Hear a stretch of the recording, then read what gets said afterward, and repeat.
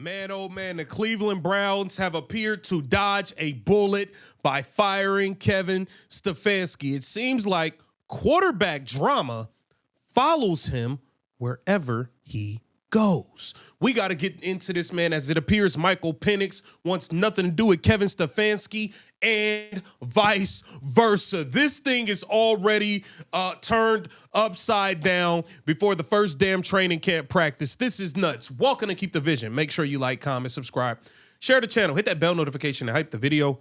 That will be greatly appreciated.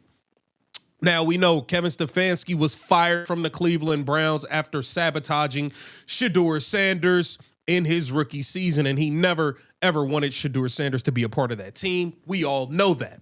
So he was a hot commodity on the coaching carousel, which made no sense to a lot of people. But Kevin Stefanski was a commodity on the coaching carousel, and he inked a deal with the Atlanta Falcons, and immediately that spelled doom for one Michael Penix, and it appears that relationship is off to a rocky start at best, and both sides may want to part ways. Here it says, NFL Insider thinks Atlanta Falcons looking for Michael Penix replacement. Now, you got to remember, and I'm going to play the footage, new GM Matt Ryan was very, very, very uncommitted. Is Matt Ryan a new GM? I believe he's new GM, but he's in one of the higher up positions in the Atlanta Falcons. He was very, very uncommitted on Michael Penix as well. Here it says, could the Falcons be looking to upgrade the quarterback position this offseason? Jason LaCanfora learned that it could be a possibility. So Falcons Insider is already reporting this and breaking it down. Here it says, the Atlanta Falcons will enter the 2026 offseason with some questions at quarterback, and addressing the position is a critical priority for them. Michael Penix Jr. is returning from an ACL injury, and he is set to be the only rostered player once the Falcons release Kirk Cousins in March. No matter what they feel about Penix as the new starter, the new regime will need to add a veteran at the very least. Here it says, the fans in Baltimore, blah, blah, blah. Okay, here we go.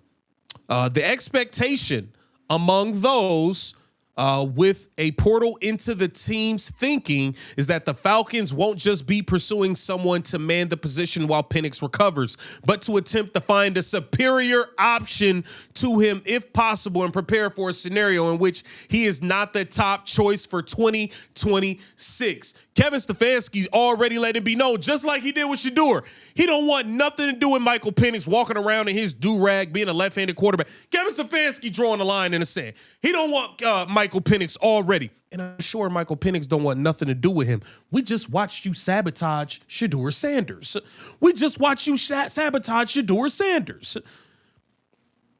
His source said the Falcons were not simply interested in a warm body veteran type guy, but someone who can provide Penix with some serious competition.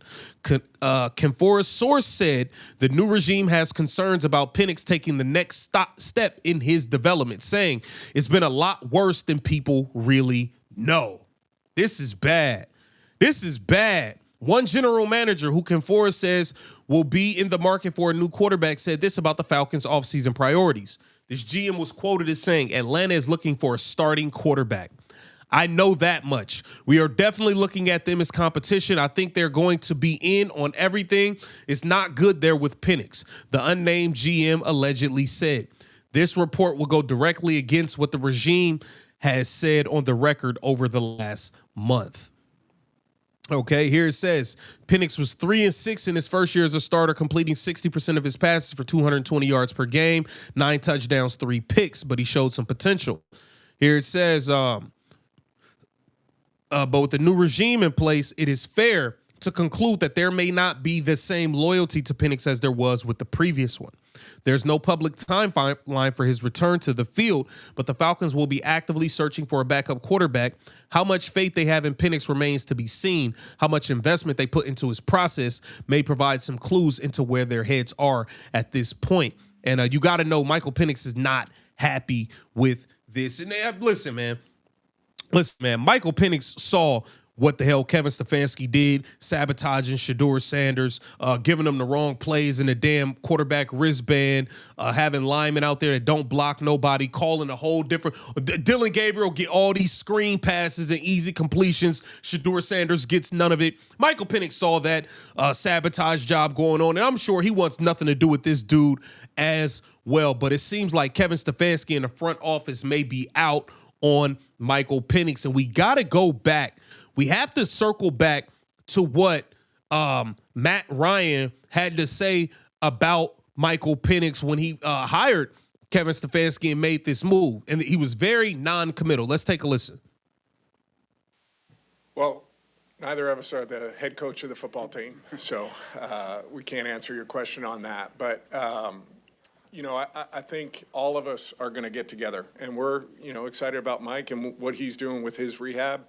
I've been up at the facility the last, 3 weeks, and Michael's been in there attacking that, and he's in a good space right now. So we're excited about where he's at, but certainly a lot of discussions for us about the entire roster. I like that's up for the head coach to decide answer. Well, listen, he's a broadcast professional, Matt Ryan. And by the way, friend of the show, Matt Ryan. He was with us at Radio Row in Vegas 2 years ago. Yes, sir, he was. Definitive Matt Ryan interview. Definitive Matt Ryan interview. He went back to the pros after that interview. Yeah, it took a CBS stop for an hour. But, clearly. All right, here's my question. If you're Michael Penix, that can't make you feel good. No. But what are you going to do? No, I understand what are you going to do, but I'm just saying, if you're Michael Penix or if you are a dynasty manager who has Michael Penix, you can't, here's Matt Ryan, the greatest Falcons quarterback in history. Sorry, Brad Gradkowski. Michael Vick. Yeah. Ryan had a better career than Michael Vick. Longevity versus...